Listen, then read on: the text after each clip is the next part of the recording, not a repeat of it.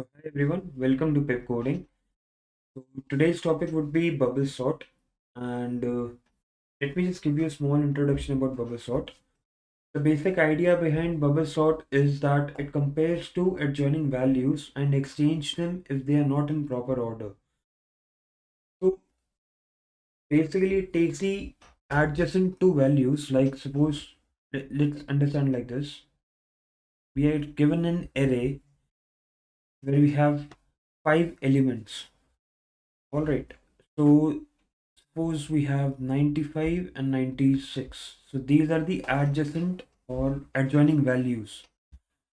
So it would compare them, and if they're not in the correct order, it will swap them. Suppose right now 95 and 96 are in the correct order, right? So it won't swap it, it would just move on to the next one.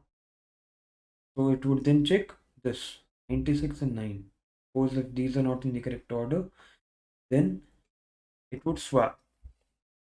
So let's take this example and move ahead with it and understand it much better. All right. So basically, we are given an array for now, and we are going to sort it in ascending order, which means the increasing order. So as we can see, the array has 5 elements. The number of elements the array has is 5, and this 0, 1, 2, 3, 4 are the indexes. As array starts with index 0 and goes till n-1, that is 4. All right. So now let's suppose this array is given, that is 95, 96, 9, 23, 2, and we have to use BubbleSort to sort it. So what it will do is it will compare the first two values, the adjoining values, that is 95 and 96, and it will check if they are in the correct order or not. Now, as we can see that 95 is smaller than 96 and 96 is greater, then these are in the correct order. So it will not give any change. It won't swap. So we would get 95, 96, 9, 23, and then 2. Alright. Now, it will move the pointer to the next point and it will check 96 and 9. Now, as we can see that 96 and 9 are not in the correct order, as 96 is greater than or larger than 9, right? So it will swap. So now we'll get is 95, 9, 96, 23, and 2. After this, it will again move the pointer and check with 96 and 23. Once it compares them, it gets to know that again 96 is greater or larger than 23. So it will again swap. So we'll get the array that is 95, 9, 23, 96, and then 2, right? Now at last, it still has an element remaining, that is 2. Now it will compare 96 with 2.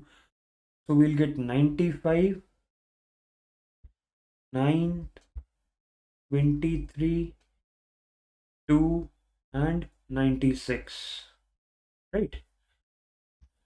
Now we get our last element at the correct position. So as we'll see, this is the largest element that was given to us in the array, and it has been placed in the correct position, right?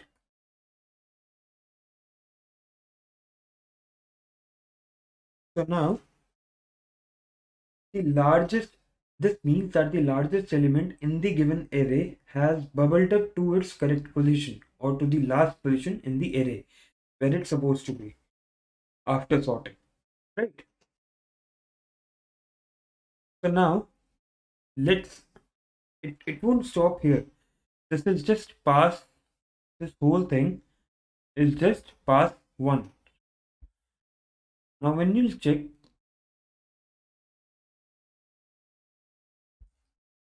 this is just pass 1. Now it will move on to the next part. Since the array is not sorted yet, it will move to the next point, that is this one.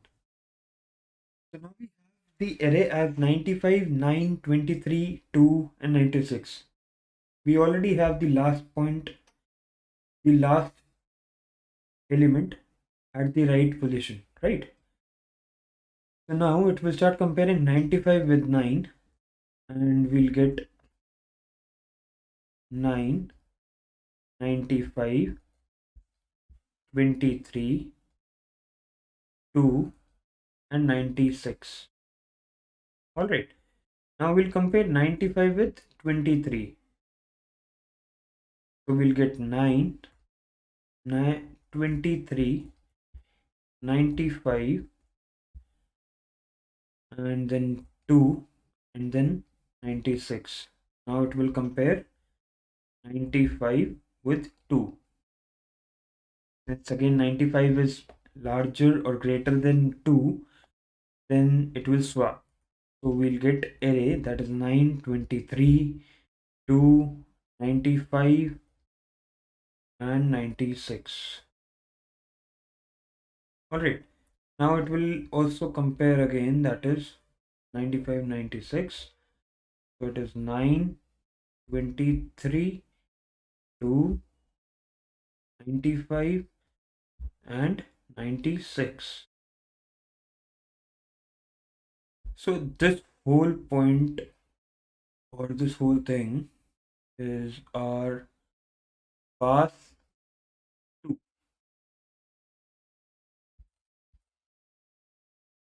You'll understand a little bit better when I start writing the code. You'll understand the importance of paths and these comparisons that I'm trying to show you. So now we have gotten the two largest elements in the given array at the correct position, right? So now but still the array is not sorted, so it will again move on to the next part. So the next iteration we'll have would be 9, 23, 2, 95, 96. Again it would start comparing 9 with 23. We'll get 23. Oh sorry, we won't get anything. It won't swap. It will not swap, right? Since 9 is smaller than 23, it won't swap, right? So we'll get as it is, but the pointer will move to the next part or to the next index. So it will compare 23 with 2. Now we'll get 9, 2, 23, 95 and 96. Alright. Now in last, it will again check 23 with 95 and then since there is no change, it will check 95 with 96. Let me write it and then do it. It would be 9, 2, 23, 95,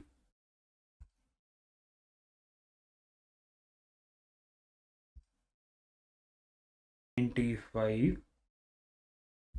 and 96. Alright. It will again compare 95 and 96 together. If there is no change, we'll get 9, 2, 23, 95 and 96. So now this part is path 3, right? Just keep on focusing that by path 3 we have gotten our largest 3 elements at the correct position, right? Now this is our array that means 9, 2, 23, 95 and 96, right? It will compare 9 with 2. We'll get 2, 9, 23, 95, 96. And it will again compare 9 with 23. We'll get the same answer. 2, 9, 23, 95, 96. Now it will compare 23 with 95 again. We'll get 2, 9, 23, 95, 96, 2, 9. We'll compare 95 with 96. We'll get a final array, the sorted array. 2, 23, 95, and 96. Alright. So this is our sorted array.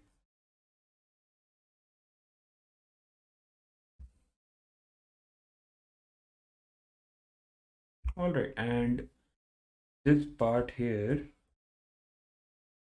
is our pass.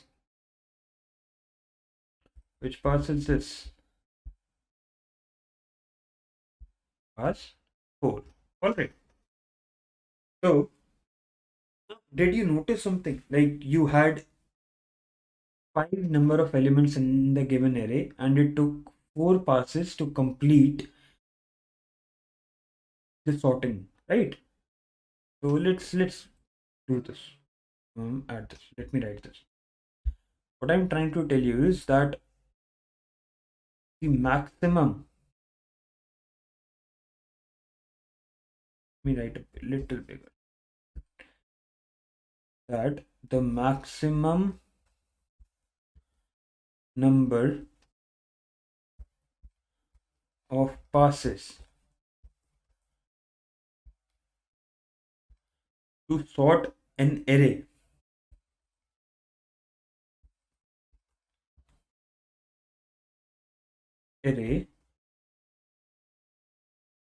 equals to how much? Let's count and tell. See, there were 5 elements, right? Number of elements were 5. This was pass 1, and this was pass 2, this was pass 3, and we had a final pass that was 4. So it took n minus 1 passes, right?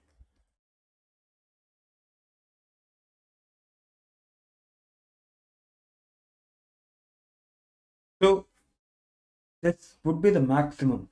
I'm not saying number of passes to sort an array equals to n minus 1. The maximum number of passes required to sort an array would be number of elements in the given array minus 1.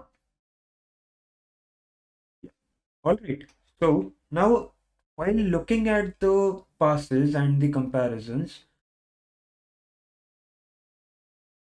did you notice this, that for every pass there were like 1, 2, 3, and in last after like there were like 1, 2, 3, 4 comparisons, right? Let me mark them again. For every pass there were 1, 2, 3, and 4 comparisons. For every pass you can check. This was 1, this one 1, 2, 3, 4, right? Now let's move on to again this one 1, 2, 3, 4, right? The last in the same part 1, 2, 3, 4. So there are two things. One is passes, another one is comparisons. Now we got to know that there were 4 comparisons in every pass, right? But do we actually need 4 comparisons in every pass? That is a major question here.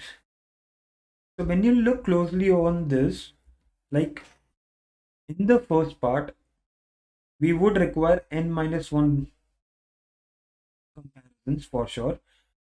But by the next part, you'll see that we already have this 96 at the correct position. So why do we need to check it again, right? So what we can do is here, if you'll check, there would be three comparisons that are required actually. 1, 2, 3. We don't need to check this one as this was already sorted, and we can put 95 a position before this and it will be sorted, right? When you look closely at pass number 4, you'll get to know that I'm telling you the right thing. We sorted 4 elements and fifth one was already sorted, right? We sorted 4 elements together, but fifth one was already sorted after it. So then why do we need to check for every comparison, right?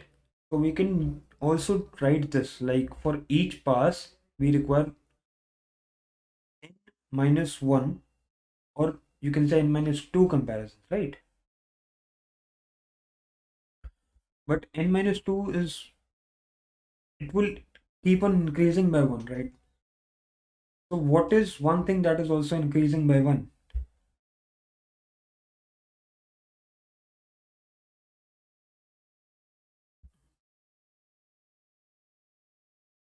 So in this we require basically how many passes?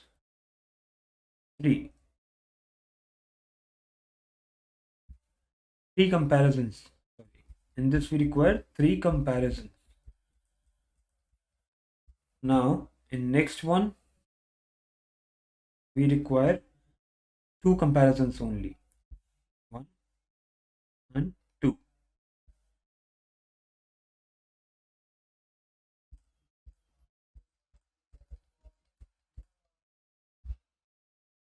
Now we'll move to the last pass. We require only 1 comparison.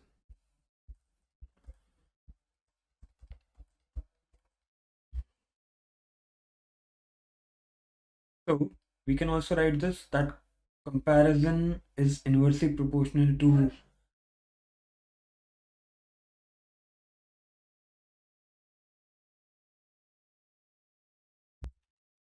so we can say that comparisons are inversely proportional to passes, right? As passes are increasing, comparisons are decreasing, right? So are you able to understand that there would be around like 2 loops? One would be the outer loop, which would be for passes, right? Another loop would be the inner loop, which would be within the passes.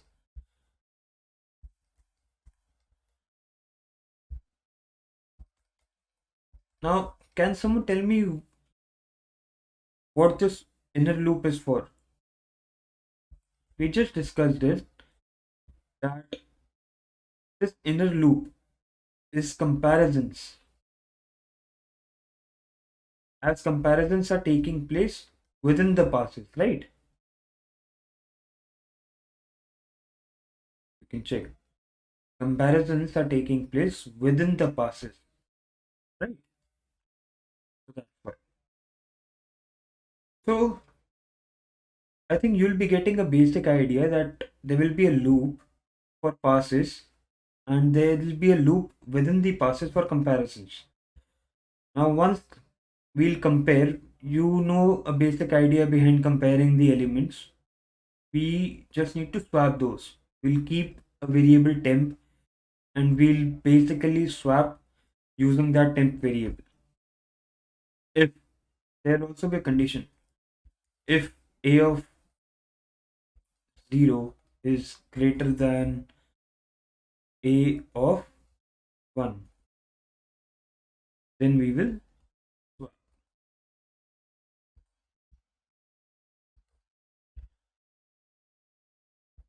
Now this swapping will take place till the passes are complete and till we get a sorted array. So let's try to code and understand about it a bit better. All right.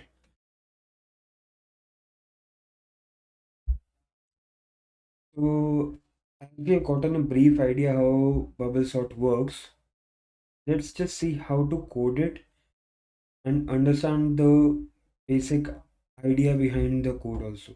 All right, so let's go ahead and understand the same.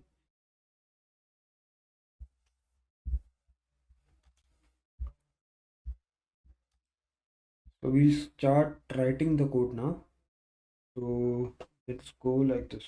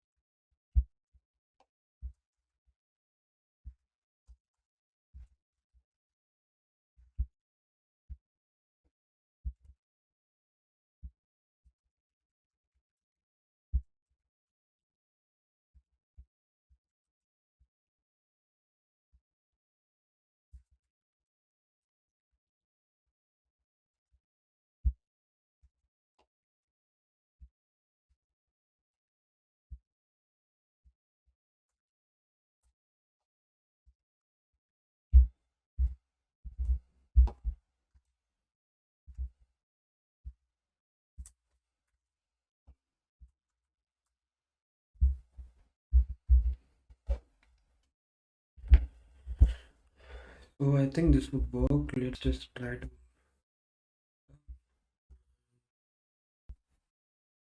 We got that. Right.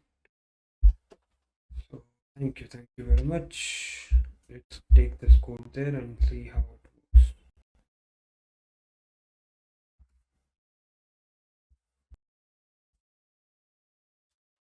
So we got runtime error.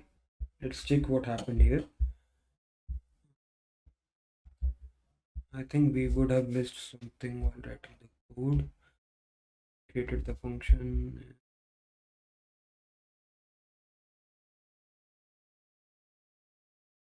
All right. So we missed a colon here, and we tried running like this. Just to give us indentation error. Let's try to run it again. This would. Alright, so the sorted array that we got is 2, 9, 23, 95, 96. Let's just check once.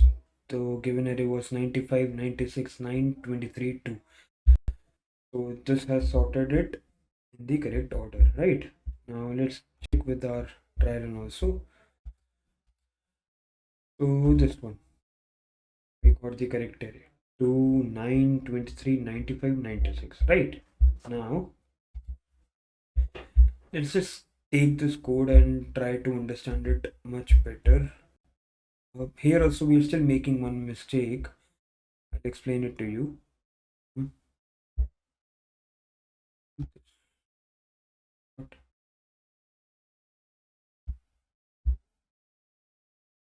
Take this code.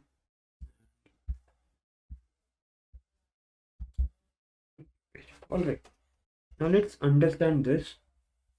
You remember when I told you that we can still understand it, right? Now we created a function here. We declared a variable and placed the length of the array in that variable. Alright, now we started our loop from I in range n. This is for passes. Let me just write it here also. This one is for passes, right?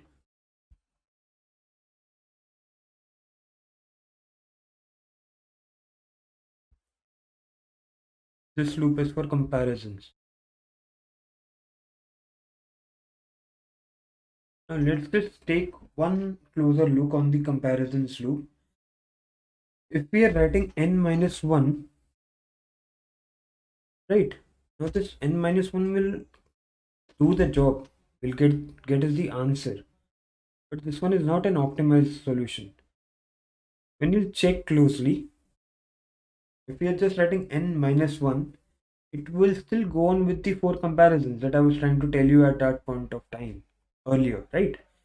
When I was trying to explain it to you earlier, for each and every pass, there are 4 comparisons individually happening. So to stop these, what we can do is, as we have already declared pass as I, right? So what we can do is, to stop these passes, do we really understand this point, that do we really need to compare 95 and 96, since 96 is already at the right position, so 95 is also at the right position. Any position before the last comparison or the last iteration is the right position. This thing we learned here, right? Since we are given 5 elements, when we sort 4 of them, fifth one is already sorted. We just sorted 4 of the elements. Now this one is already sorted, right? So to stop the comparisons, what we could do is we could also add minus I. You can check this, n minus 1 minus I, right? Now this means, suppose if I is equals to 0, then n, which is 5, minus 1 minus 0 is 4. So for the first iteration or during the first pass, there will be 4 comparisons, right? Now n equals to, sorry, let's do it like this. Now for I equals to 1, n minus 1 minus I would be 5 minus 1 minus 1, which would be 3 comparison.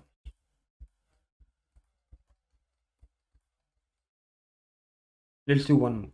I equals to 2, then it would be 5 minus 1 minus 2 again two comparisons. Now, is this true? Let's take, right? For I equals to 0, there are four comparisons. For I equals to 1, there are three comparisons, right? For I equals to 2, there are two comparisons. So likewise. But this thing is actually right. So just to optimize it, or to basically, you can say, take less time to solve the question, we can do this. N, where is it? Yeah, here it is, right? N, sorry, minus I.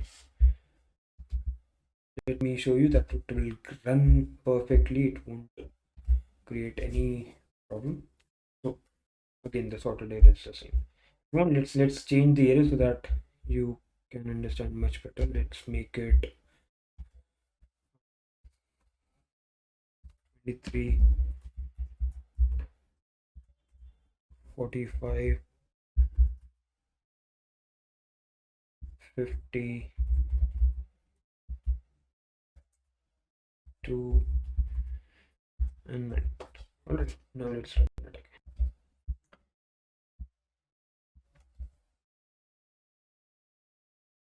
So it's 2, 9, 23, 45, 50, right? It's working perfectly. So this point is nothing. It's just that we are comparing the elements of the array. Suppose if this is nothing but just this array of 0 is greater than array of 1. If it is greater, then array of 0 equals to, if it is greater, then it will swap, like the value of array of 1 would become array of 0 and array of 0 would become array of 1.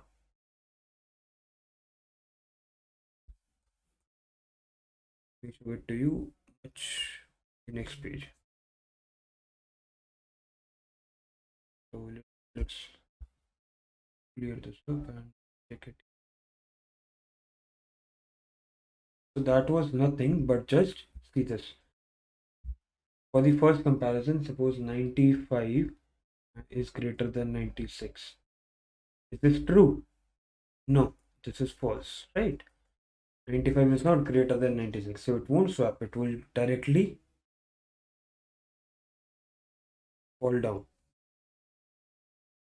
Come back up. It would say that we don't need to swap. Then let's move back up to here. Sorry.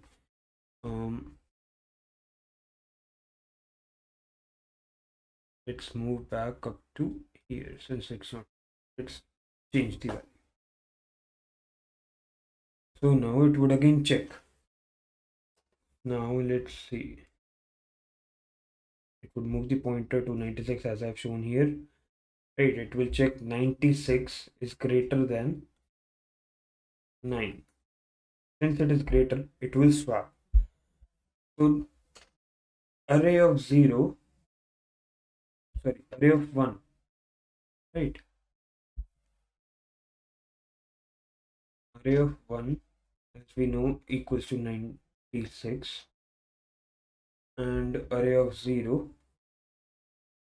not array of 0 again, I'm just getting. Array of 2 is 9. So this, what this will do is, it will make array of 1 equals to 9 and array of 2 equals to 96 without using a temp variable.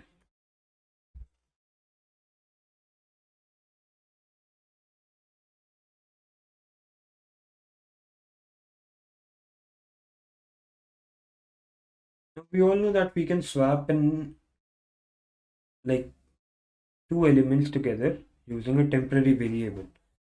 But in this, I wanted to teach you something new. So without using a temporary variable, how can you swap?